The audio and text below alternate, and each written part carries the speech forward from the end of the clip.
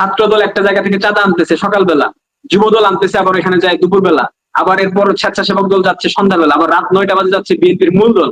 তো আপনি একটা ক্ষুদ্র উদ্যোক্তাকে যদি আপনি 3 বার চাঁদার জন্য যান, 4 বার চাঁদার জন্য যান, দৈনিক 100 টাকা করে দিলেও 400 টাকা। আওয়ামী লীগের আমলে চাঁদাবাজি ছিল না আমি বলবো না, ছিল, বাট সেটার একটা সংকীর্ণ পরিমাণ ছিল এবং সেটা একজন ব্যক্তি খাইতো।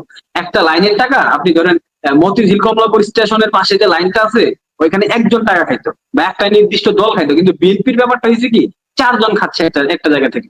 তো আপনি যখন 4 জন খাইতে যাবেন, একজন মানুষের ইনকাম সারাদিন শেষে 1000 টাকা প্রফিট, ওইখানে যদি আপনি 400 টাকা চাঁদা নেন, তার ইলেকট্রিক বিল আছে, তার খাবার খরচ আছে, সে কি ব্যবসা করবে?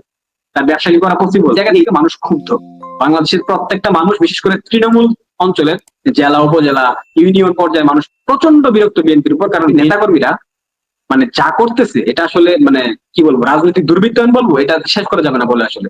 ওই জায়গা থেকে এনসিপি স্মার্টলি চাঁদাবাজি করতেছে, কারণ তো তারা স্মার্ট ছাত্র নেতা, তারা নতুন নতুন রাজনীতি শিখতেছে, হ্যাঁ, তারা টেকনোলজিক্যালি অনেক আপডেটেড। সব জায়গা মিলে আমার মনে হচ্ছে বিএনপি সেই ব্যাকডেটেড চাঁদাবাজির যুগে পড়ে আছে, এই জন্য বিএনপি বেশি মিডিয়াতে আসতেছে, এটাই, আর কিছু না।